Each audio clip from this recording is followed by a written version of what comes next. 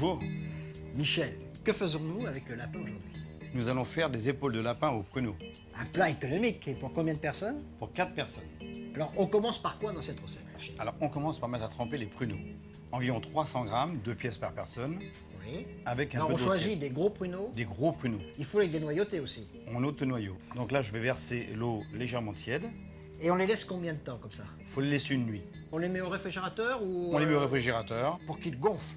Et maintenant nous allons prendre l'huile de pépin de raisin. On va mettre une bonne cuillère à soupe. Bonne cuillère à soupe. On met les 4 échalotes ciselées avec.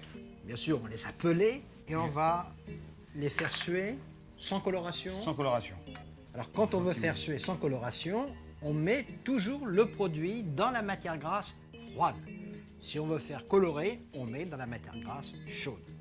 Les échalotes ont sué, que faisons-nous alors? Et bien maintenant nous allons les mettre sur le côté. Et maintenant, on va poêler Les épaules de lapin. Là, on a 8 épaules de lapin. On les passe à la farine. On les passe à la farine. On passe bien sur toutes les faces. On les tapote un petit peu Voilà, qu'il n'y ait pas trop de de farine. Et maintenant, on les assaisonne. Un petit peu de sel fin. sauce du moulin. Et on les assaisonne sur l'autre face. On a mis une grande poêle à chauffer. On met un petit peu d'huile, Une cuillère à de soupe pépins de raisin. de pépin de raisin. On dispose les épaules. On les passe bien dans l'huile. Et là, on va les faire blondir, colorer. Blondir de chaque face. Alors, la farine qu'on a mise aide à avoir une belle coloration, Oui. mais quand même, ça va aider pour faire la sauce. On peut éteindre le feu, là, Et on va les disposer sur les échalotes. Et on va réchauffer, donc, les échalotes. On rajoute un bouquet garni et un verre d'armagnac. Il se réduire presque à sec. Hein. Presque à sec. Là, on peut rajouter le vin blanc. Oui, un vin blanc sec, 15 centilitres. Et là, on va le laisser réduire comme on a fait pour l'armagnac. Pareil. Donc, qu'est-ce qui boit ce lapin? L'armagnac, le vin blanc.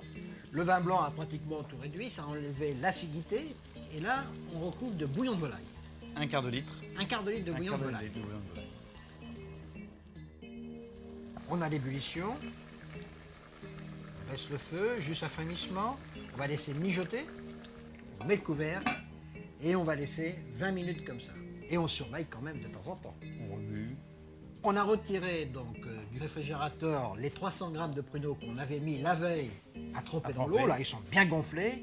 Le lapin à 20 minutes de cuisson. Oui. On peut rajouter les pruneaux. Alors, on peut retourner aussi hein, Voilà, que ça rentre dans le jus. les épaules.